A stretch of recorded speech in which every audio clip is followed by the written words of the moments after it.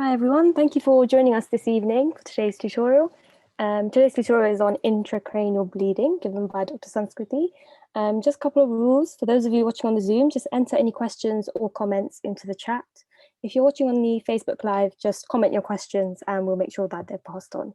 That's all from me, and I'll hand over to Dr. Sanskrithi to begin. Thanks.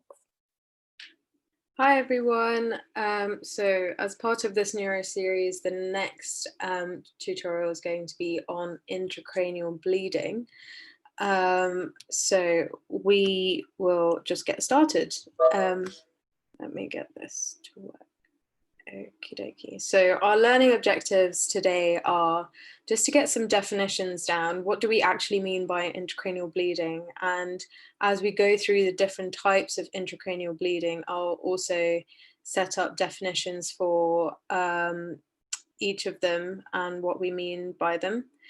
We're also going to explore the relevant anatomy. So as we go along, we'll just keep the anatomy in mind, think of where the bleeding's coming from, where it might go, what the complications, the anatomical complications might be for each of the types of bleeds, and explore the etiology and pathophysiology of different types of bleeds. That's pretty self-explanatory, just looking at what the causes, risk factors might be, and we'll also touch on some management. And finally, as we go through each of the different types of hemorrhages, we will talk, we'll have a look at the scans and have a bit of a scaffold for how you might present it if asked in an OSCE or in a ward round or something like that. Okay, and we'll keep it interactive. If you have any questions, just drop it into the chat. Or you can drop it into the Q&A and I'll try and answer them as we go along, okay? All right, so let's define our terms. What is intracranial bleeding? Intracranial bleeding is bleeding within the intracranial cavity. Pretty self-explanatory. It's basically a catch-all term which includes intraaxial and extra-axial bleeding. So axial basically means kind of around a point. I'm sure you've heard the word axle in a car and things like that. So intraaxial we define as something that's within the brain parenchyma, so within the matter of the brain, and extra-axial is something that is outside of the brain matter, so around in the meningeal layers and so on and so forth. So we'll just keep that in mind, and that's how we're going to divide our topic. Okay, so we're going to talk about intraaxial bleeding and extra-axial bleeding. So let's do an anatomy 101. So all of you should be familiar with the different lobes of the brain at the front. I'm not sure if you guys can see my cursor, but I'm pointing to the purple, dark blue bit at the front of the brain, and that's the frontal lobe. And then you have the central sulcus dividing the frontal lobe from the parietal lobe. We've got the occipital at the back and temporal coming round. So you can almost see it as a boxing glove on its side, the temporal lobe being the thumb and this being the fist on top. And just familiarize with yourself with the midline as well, because you can have bleeds over here, obviously. The thing that divides and basically connects the two hemispheres is the corpus callosum, and then you can see the midbrain and pons over here with the cerebellum at the back. So just whenever you're looking at a CT scan or any kind of imaging, just keep this kind of 3D model in your head, and then it will become easier and easier as you look at more scans to kind of orientate yourself where you are. And also, the other thing about CT scans is, remember, you're looking at the person from feet up, so it's like you're looking through their feet. So make sure you know which way is left and right, and we'll come on to that later. The other bit of anatomy you need to know is the layers of the meninges. So here you can see in the light brown, that's the brain parenchyma.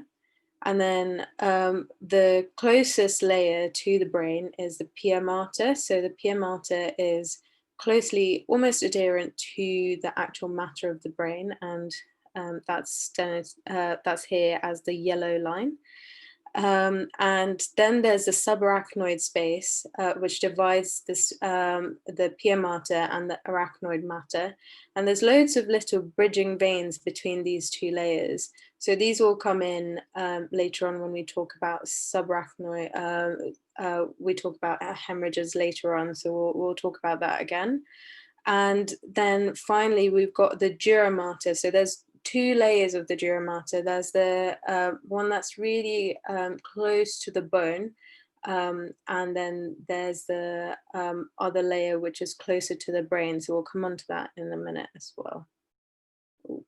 I have not really played my animation skills properly, but here are the different layers to know about.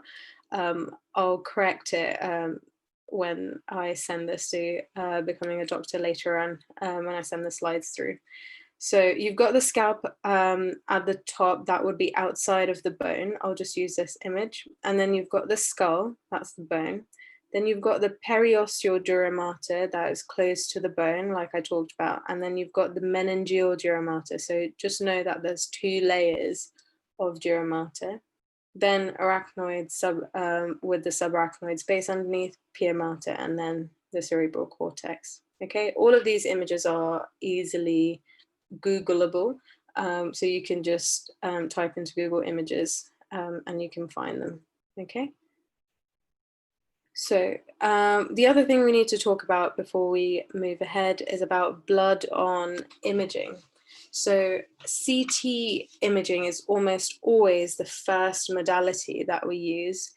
It's quick, and you don't have to worry about people having metalwork in their body or anything like that. So you can just expedite the process and send the patient to CT scanner if you are worried about any intracranial bleeding.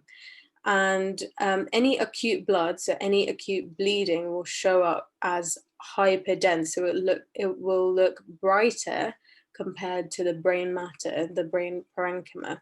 Okay. So MRI is more used when you're trying to investigate the underlying abnormality. So if you're trying to see if the cause of the bleed is, for example, an AV malformation, then you might use MRI to delineate what the cause might be. You might use it for cancer diagnoses and things like that. But CT is almost always the fast and first thing that you do.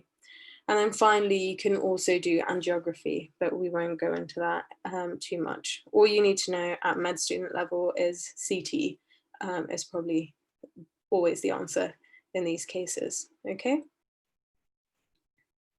Fine, let's talk about intraaxial bleeding. So intraaxial bleeding can be primary or secondary.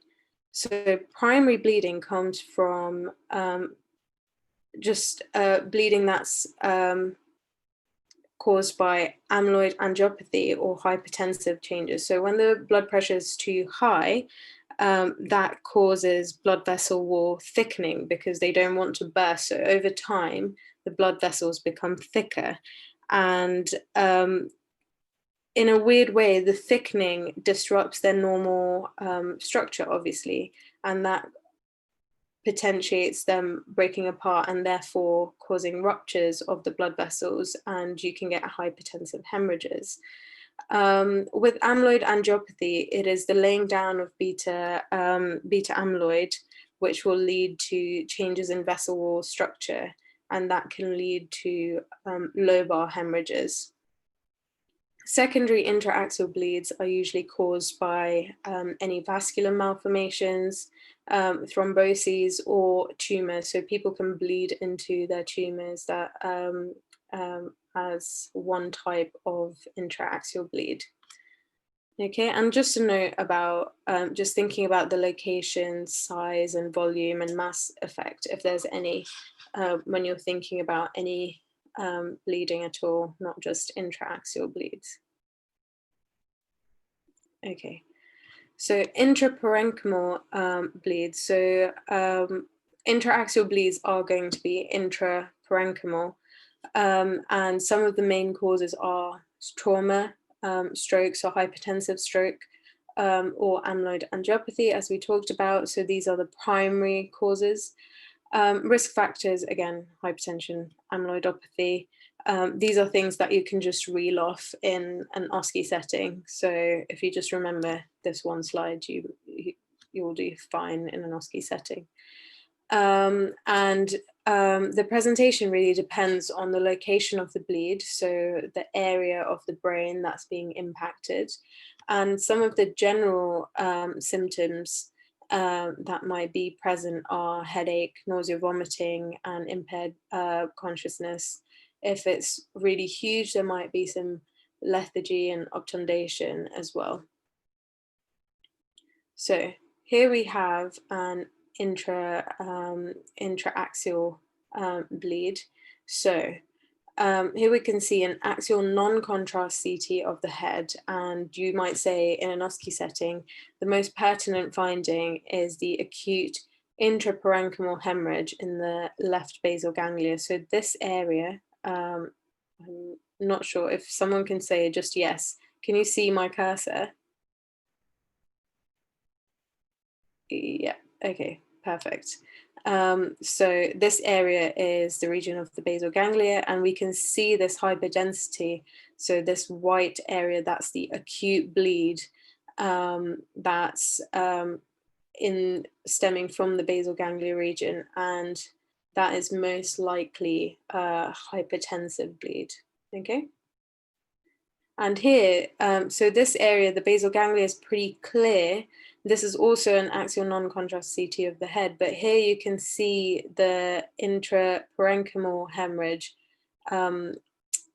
This is wrong. Obviously, I cannot make slides when I'm tired, but it's on the right-hand side and it's intraparenchymal, okay? So it's not in the left basal ganglia, ignore that. And finally, just a quick thing about management. So time is brain, always, it's an emergency. So you need to do your quick ABCDE. That's always the first thing you do in any emergency situation. So do your airway and make sure it's patent, breathing, give oxygen if needed, record your SATs, make sure the chest is clear. If there's any trauma, then the brain bleed is not just the only thing that you need to worry about. They might have a pneumothorax or tamponade or anything like that. So you need to make sure that you've done your full assessment. Record a GCS. That will be really important for you to monitor how the patient is progressing. So a lone GCS is useful, but not very, very useful. If you want to be very, very useful, then always have a string of GCSs that you've recorded as the patient progresses. And if it is something like a hypertensive stroke, you need to think about lowering their BP. Rapid BP management is often indicated, especially if their systolic is over 220. There are new guidelines coming out all the time. So if you're learning for exams at this present point, I would say Up to Date or BMJ Best Practice is really good for learning treatment algorithms. So have a look over there. You don't need to know the absolute ins and outs of each bits of management, but know what the threshold for rapid BP management is. And at the moment it's systolic 220. Reverse any anticoagulation. Obviously, if the patient has anticoagulation on board, they'll just bleed and bleed and bleed. So reverse anything. Things like warfarin have, you can give vitamin K for it, and other anticoagulants have their own reversal agents. So you can reverse that. You will always refer to an acute stroke unit. So for example, I'm currently working at Lister Hospital, so I would refer to Addenbrooke's, for example. That's the acute stroke unit. And in the meantime, while the neurosurgeons are rushing over, you need to give the patient supportive care, and you need to keep monitoring them. So that includes neuro-obs, GCS monitoring, giving them fluids, monitoring their BP, things like that. And obviously hand over to the neurosurgeon, so make a referral. Okay, everything clear about intra-axial bleeding? Any questions so far?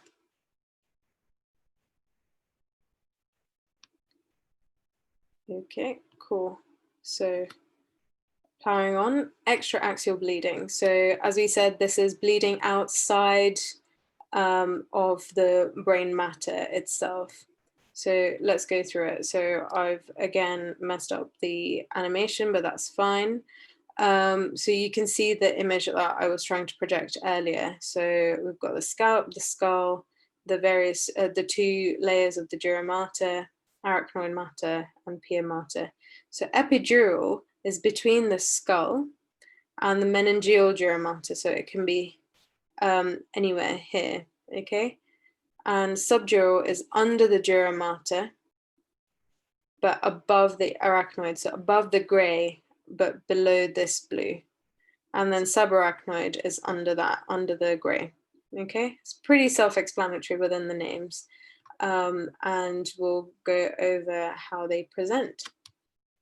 So extradural hemorrhages, they usually present with, let's think about a case. Someone, I think this was a past med question at some point. There's a kid who was playing cricket or something, gets hit on the side of the head, and he's kind of fine, but then he loses consciousness, and that's usually an extradural hemorrhage. Obviously, part of your differential would be all the other types of hemorrhage, but usually the single best answer is extradural hemorrhage. Do you guys know where the ball must have hit to cause the extradural hemorrhage? Just opening up to the floor, which area of the skull? Perfect. Already got. That's right. It's the terion, so it's one of the weak spots in between the sutures. And for extra brownie points, what are the different bones that come together at the terion?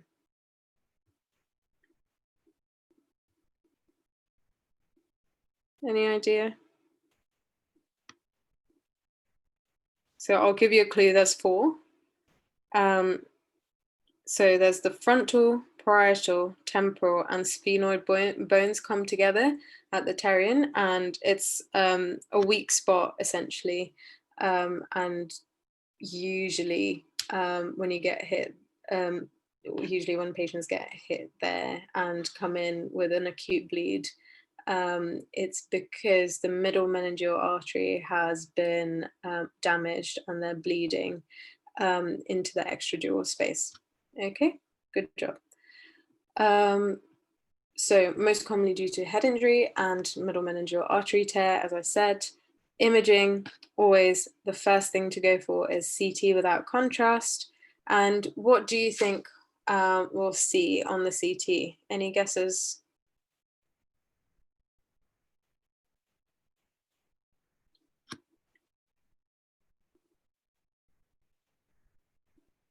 No guesses from anyone? What kind of shape of bleed will you see in an extradural hemorrhage? Banana. Lemon. Okay, we're talking fruits now. Okay, so we'll go on to that in a bit. People seem to think crescent, banana, someone thinks lemon. Okay. Let's talk about management first, and we'll go on to the CT. Okay, so management, again, as I said, ABCDE, stabilize and refer on. As medical students and as probably in an acute take in ED, you guys won't be doing very much. They will refer, ED will refer on to neurosurgeons, and in some places the patient might go directly to neurosurgery. And stabilize, as I said, you'll give them oxygen and fluids and whatever else that that the patient needs. And what might the neurosurgeons do? Any ideas?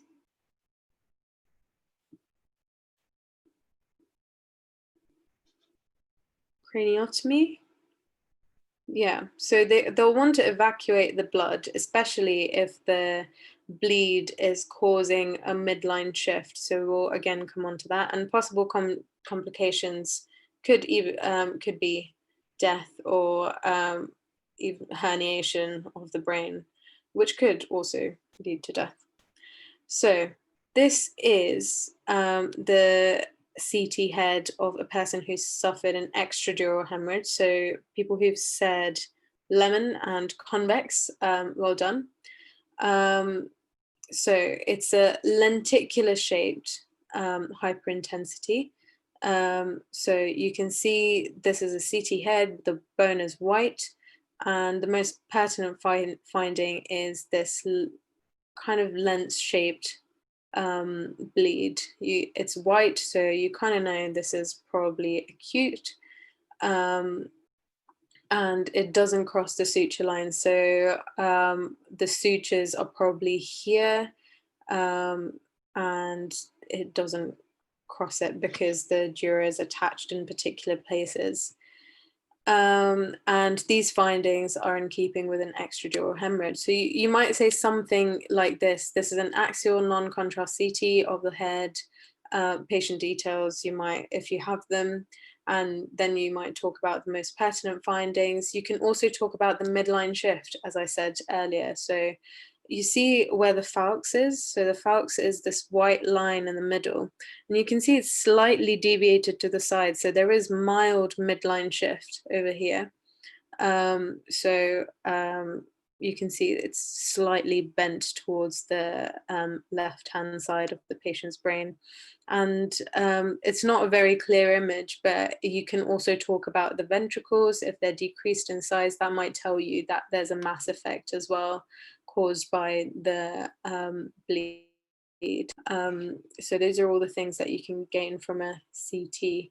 And as people said, the neurosurgeons might want to do a craniotomy to evacuate the bleed in the first instance. Okay. Any questions so far?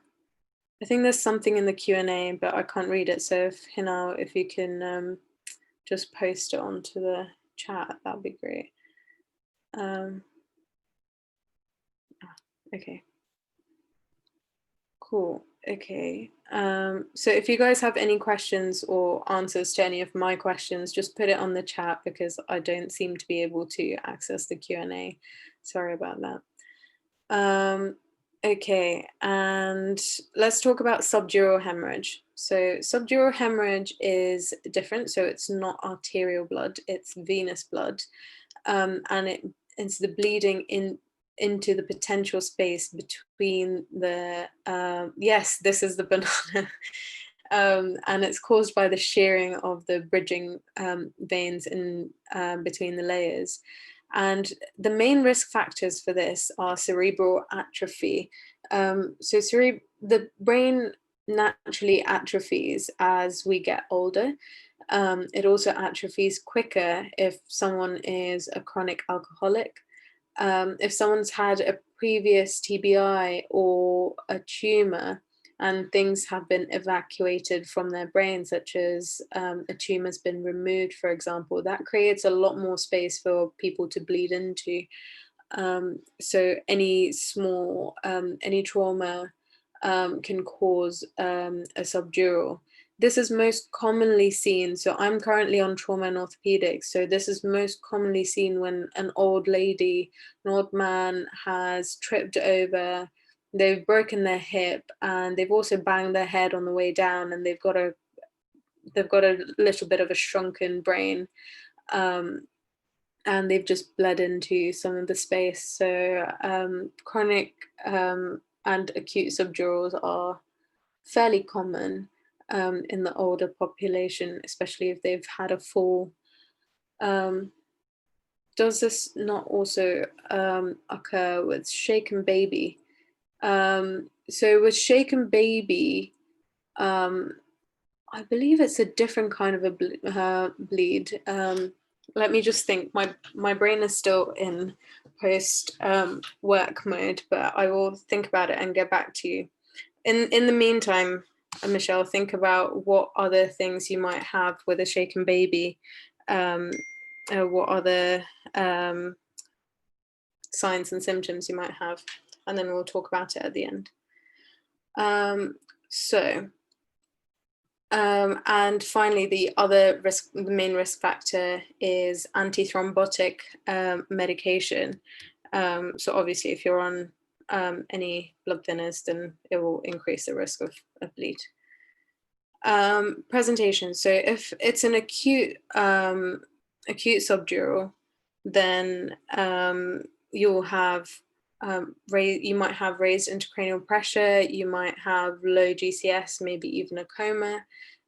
You can think of the different signs of raised intracranial pressure, such as headache, nausea and vomiting, and any cranial nerve palsies.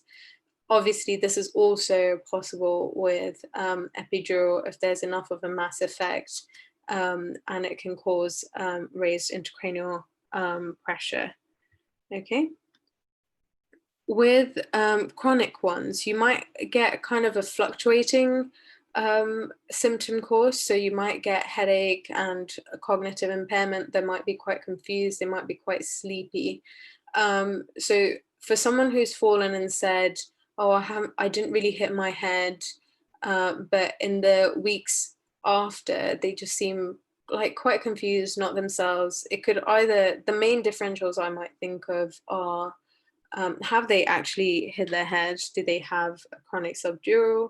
Or any other differentials might be infection and so on, the causes of the fall. So yeah, when you get case vignettes, think about these sorts of things. You can add these into your differential list, okay? And imaging, again, CT head without contrast is the easiest and the fastest thing to do. Treatment, ABCDE, you need to make sure the patient is stable if they're unstable. And then finally, neurosurgeons may think about a surgical evacuation if symptomatic. We had a patient a couple of months back at the start of when I started working.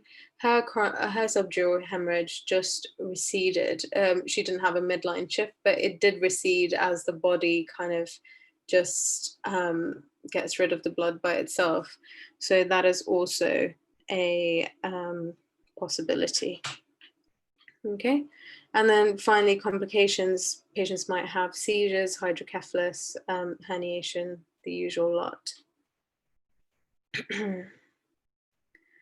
And yes, some Gwen, I think, said this is banana.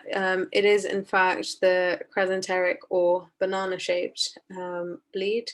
So again, when you present this, you might say this is an axial non-contrast CT of the head of this patient. The most pertinent finding is crescenteric shaped hyperdensity that does not cross the suture line. Or something along those lines. Mild midline shift is noted. So you can see that the falx is displaced slightly. And these findings are in keeping with and your diagnosis. And then you can talk about your differentials, etc. Okay? Cool. And moving on. So I wanted to tell you guys about how the blood might look different with the time since the bleed. So starting with hyperacute, that means really soon after the bleed has happened, the blood is there's still bleeding ongoing, so that you might get this weird mix of kind of this swirly patterns because there's ongoing bleeding, and there's a bit of a clot, there's a bit of a serum, so it looks slightly weird, almost isodense because of all the different densities of the fluids in there. When it's more acute, so after a few hours to a day or so after the bleed, it might become more of a homogeneously hyperdense collection, and you'll see that bright thing that we just saw, okay? With subacute, so between 3 to 21 days, around mainly between 10 to 14 days, it becomes quite isodense. So it becomes almost the same density as the brain parenchyma. And if it's chronic, more than 3 weeks old, then it becomes this hypodense. So you can see over here how this has become darker than the brain parenchyma actually. It's kind of in between the density of the brain parenchyma and the CSF and the ventricles. So it becomes hypodense as compared to the brain parenchyma. So you can actually tell how old the bleed might be just by looking at the color of it. So that's worth noting as well. I think at a med student level, you might be asked about acute and chronic bleeds. Some universities like to ask about imaging. So it's worth noting how they look different in the two stages. So I'm happy to send Becoming a Doctor a copy of these slides. I'll make sure the animations and everything are working. I've just been working 7 days straight, so a bit tired. So I think it's coming through onto my PowerPoint presentation. So yeah, I'm happy for it to be distributed. Someone's just asked.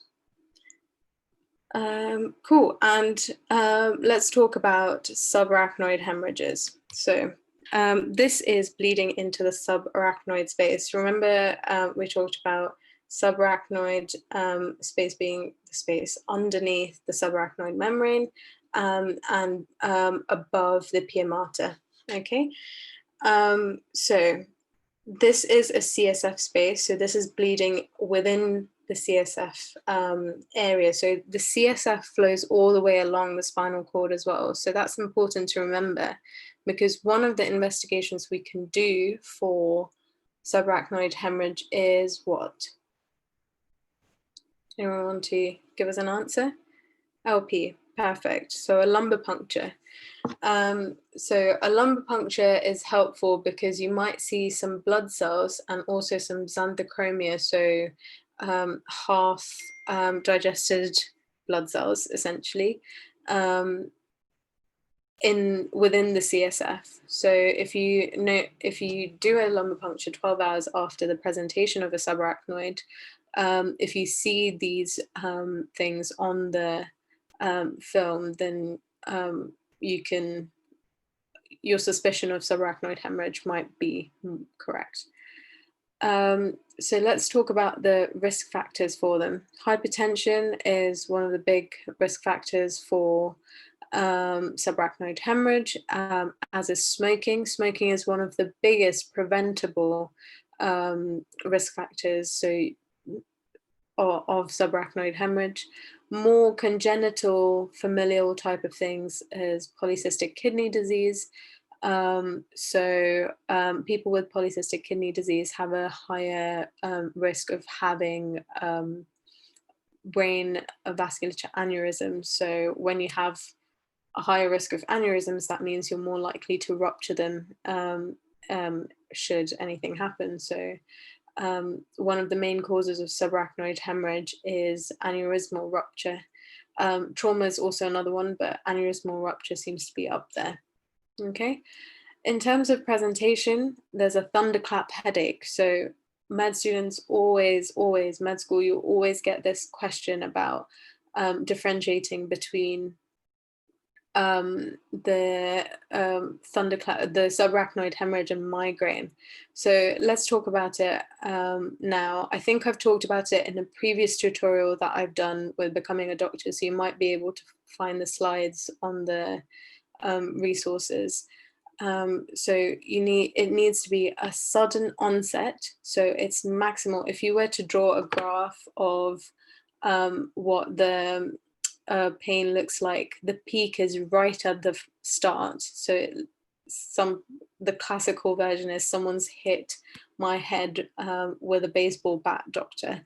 And that's usually the past-med thing, I think. So a thunderclap headache is the main thing. And it's maximal onset.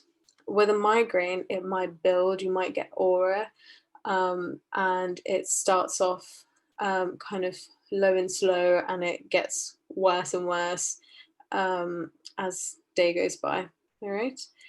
There will be raised ICP, so there might be symptoms of headache, nausea, vomiting, and meningismus, so or meningism, so neck stiffness. This blood should not be in the CSF space, so it's irritating the meninges and causing irritation, just like in meningitis.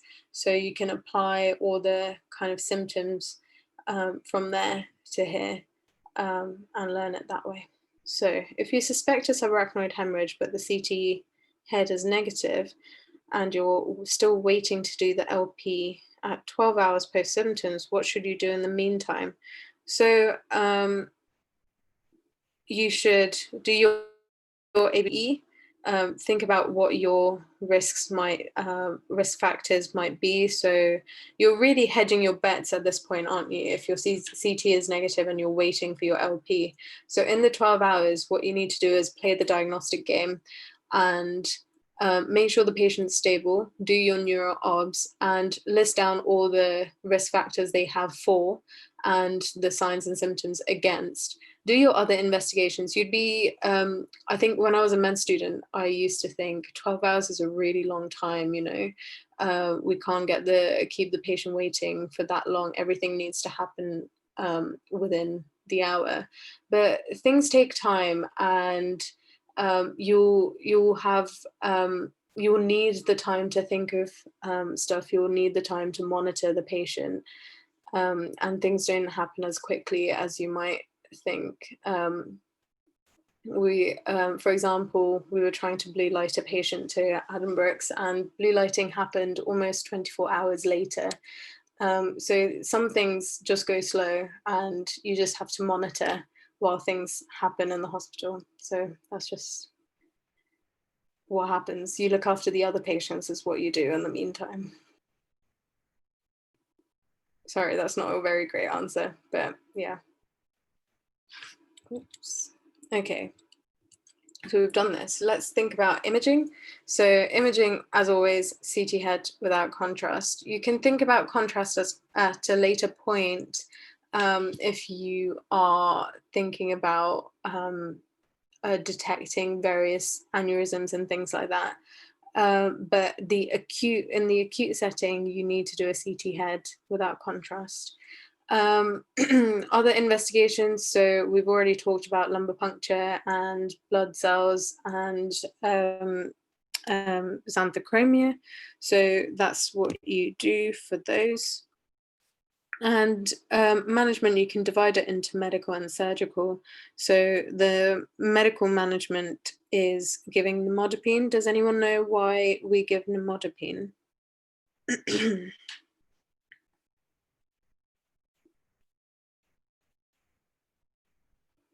Good guess. So you're thinking along the lines of amlodipine and things like that. Am I right? So nimodipine is an interesting medication. So it only works on the brain vasculature, and it prevents arterial vasospasm. So when blood is in places it shouldn't be, it irritates everything around it.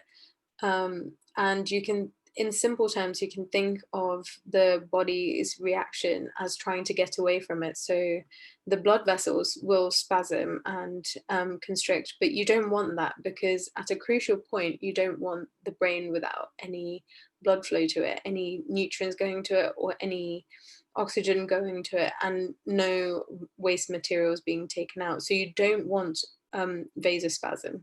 So you're giving nimodipine to prevent that. Okay. And then finally, onto surgical management, you might think about an aneurysmal repair, for example. Okay, that might be via clipping or coiling.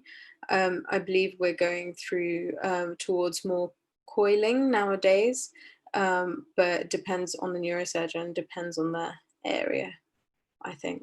It depends on their expertise. So complications of subarachnoid hemorrhage, obviously the arterial vasospasm that we talked about. You can get hydrocephalus, hyponatremia. So while you're waiting for your LP, these are the things that you can do. You can give your nimodipine. You would have already referred to neurosurgery. You're managing their bloods, giving them fluids, making sure they aren't developing any progressive neurological signs and symptoms. Okay. Okay, cool. So let's talk about the CT of a subarachnoid hemorrhage. So here you have an axial non-contrast CT of the head of patient X. Most pertinent finding is, so you can see the hyperdensity in the cisterns here. So you can see a star-shaped sign. I hope everyone can see that. You can call it a star sign or a starfish sign, but that's indicative of a subarachnoid hemorrhage. Okay, and there's a little bit of blood in the ventricle as well. Okay, all clear so far? Okay, let's do some case studies. So I'll give you guys some time to do this, and I'll open the poll after a minute or so.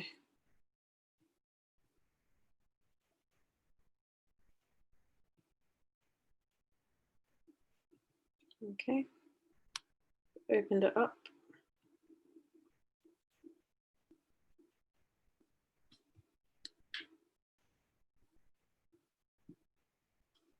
Okay, 100% of people want to do a CT head. I've drilled it into your heads well enough, so that's it. So you want to do a CT head, you're correct. The other thing that you might want to do is a DSA scan. I didn't talk about this earlier, so in this case, you can see that this is a severe headache of acute onset. And this looks like it could be from a subarachnoid hemorrhage, okay, because of the nature of the severity and the onset. She says it's definitely significant than her migraine headaches, so she knows that this is different, and it sounds like a thunderclap headache. So with these kinds of with subarachnoid hemorrhage, you will always do a CT first of all. And the gold standard for investigations later on, not as a first line, is diffusion scan. So it's a diffusion subtraction scan. And it basically looks at the arteries. It's essentially an arteriogram. And it will take out all the imaging that comes from the brain, so you only see the vasculature. You can type it into Google and you'll see a DSA scan. It's used more therapeutically, so technically you could also do the DSA scan. To be honest, it's not a first line, it's more of a gold standard. So but I just wanted to talk about it, so I've highlighted it here. But the first line, as you all said correctly, it's a CT head. Okay, perfect, well done. Case study still going on, same case study.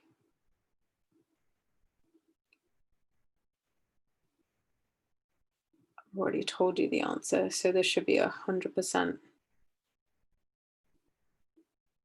Perfect. So I'm going to end it there because I've already told you the answer. This is a subarachnoid hemorrhage. So what has caused this? This is the heavy weight lifting that she's been doing.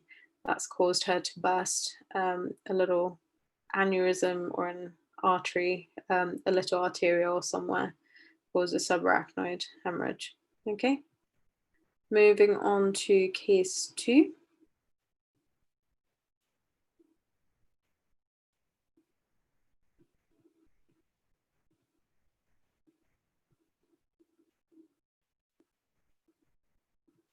Okay, you guys can vote.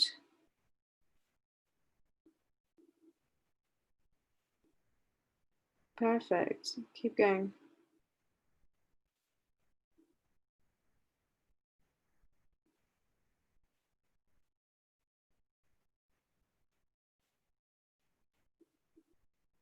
Okay, so I have mixed answers for this one, so I'm going to put up the answers and we'll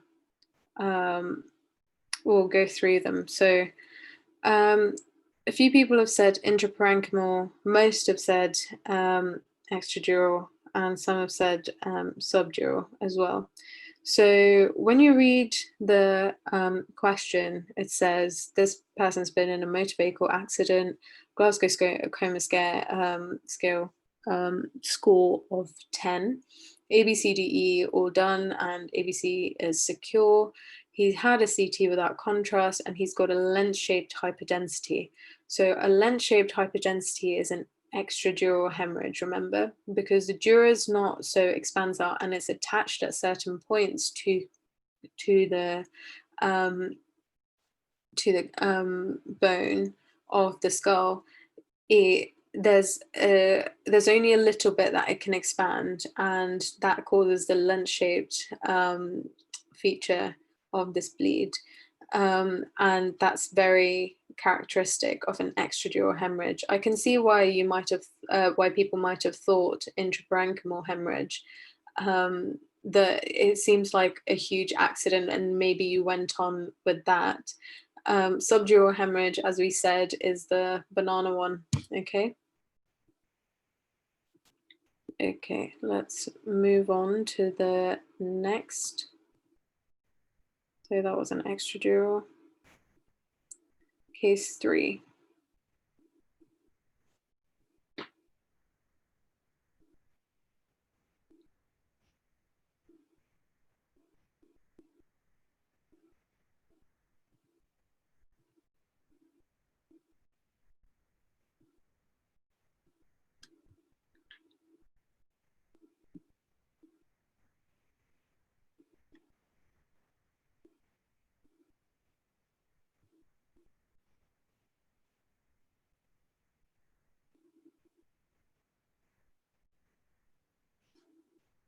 Okay, we've also got some mixed pictures here.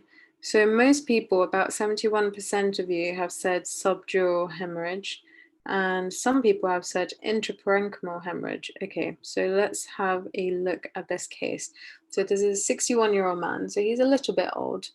And he's found by his son, and he's a bit somnolent, so a bit sleepy. He's not sure how this has happened. He's got a significant history of hypertension, dementia, atrial fibrillation.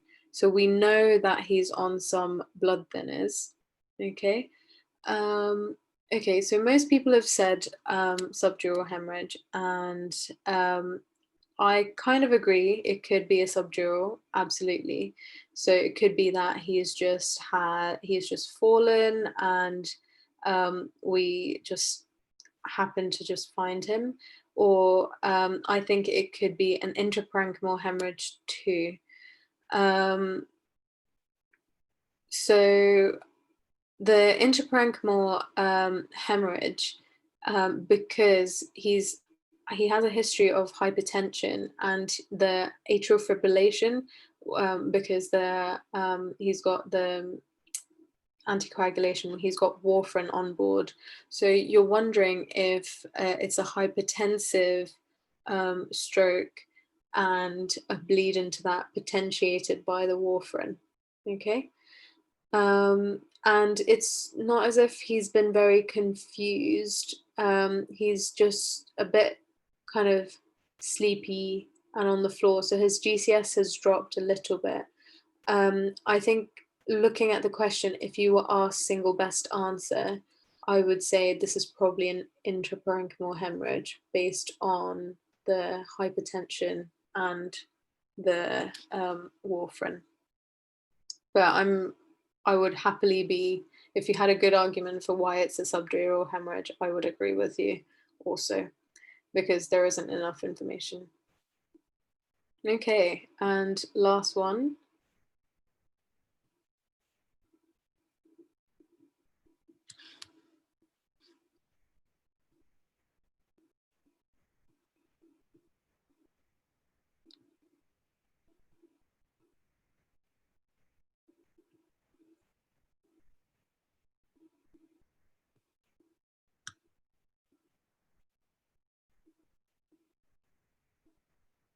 Cool.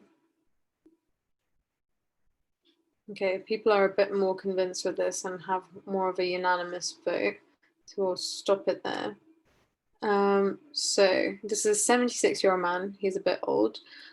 He comes to ED with increasing somnolence, so this is a bit of a more wavery history and lethargy. His symptoms developed on the day of admission. Okay, so we now have a time frame. And he's got headache with mild nausea but no vomiting. So we're thinking maybe raised intracranial pressure, so you need to monitor that. And the best way to get a baseline is to get a CT. He tripped over a carpet and hit his head on the floor, so you know this is trauma associated. What's the most likely diagnosis? I would say this is more convincing of a subdural hemorrhage in terms of the case history, the onset, and the potential cause of this. He's a bit older, he's got a bit more space in his cranium for blood to fill up. The shearing forces are probably a little bit higher because the brain is a little bit smaller than it used to be when he was younger. So he's now accumulated some blood in the subdural space. Okay.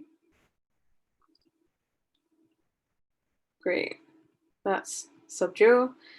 So that's the end of it. There was a question earlier about where was it? About the shaken baby syndrome. So I'll answer that while you guys are filling in some feedback for me.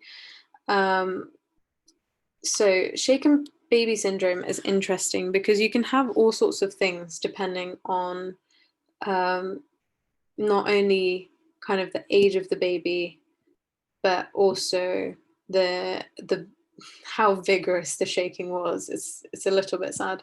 The you really get is diffuse axonal injury.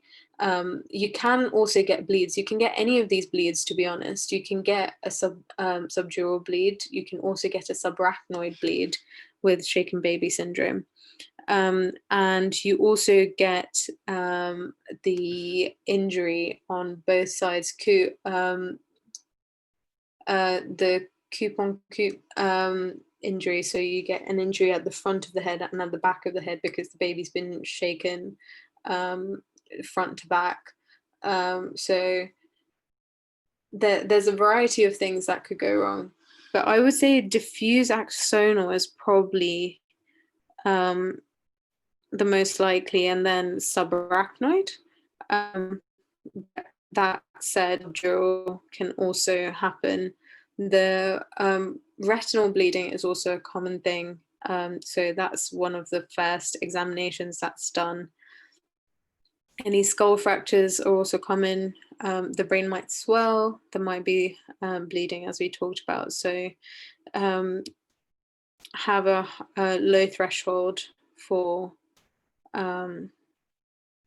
this. Okay. Any other questions that I can try and answer?